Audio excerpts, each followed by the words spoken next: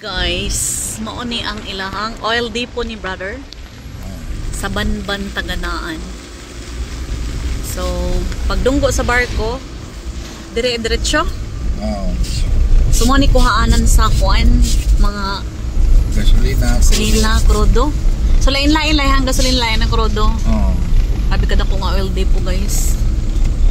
Pila man ni ka baril? 1, 2, 3. Tsaka yung mga barko, guys. Flammable. Kuha siya private ni siya na pantalan. Oh, sino tagiya, Jerry? Hindi.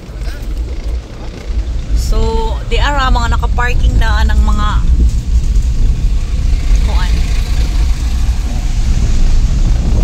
Di na sa laing lugar gikan, di na sa Taganaan. Ini kuan shipyard. So, lahi ang oil depot, lahi ang shipyard. Admiral, oh, shipyard. Admiral, shipyard. Adun bilang pan na trabaho ng mga kuan. Ay, maghihimot ang barko.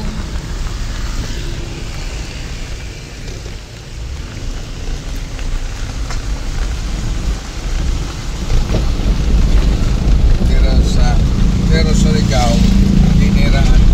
Ay, naay shipyard sa ng depo. Shipyard sa ng depo. Pero di madugay, mangguba nilang dalan din. Oo, kasi gagi ng mga 10-wheelers. It's all about Taganaan.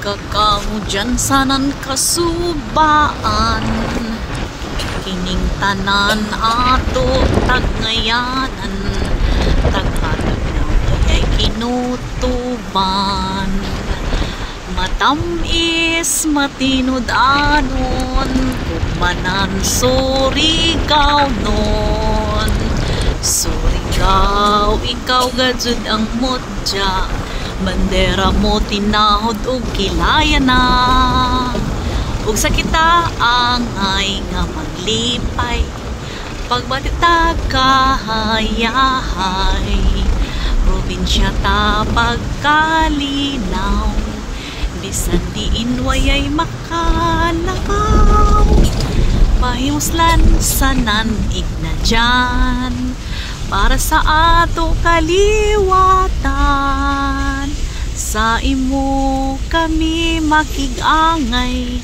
mag-ibanta sa kaguol sa kalipay, mag-ibanta sa kaguol sa kalipay.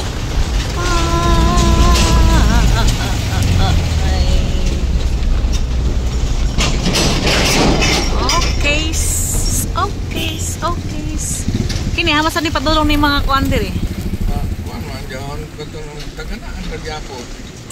Sa nanagat diyan di ba? Diya mong dunggo. Shifter na lamang diya. Para kung magbagyo-bagyo sa pila sa plano. May ganon. Pero patunong diyon sa upong, na mga sa kawilan. kuan to suba?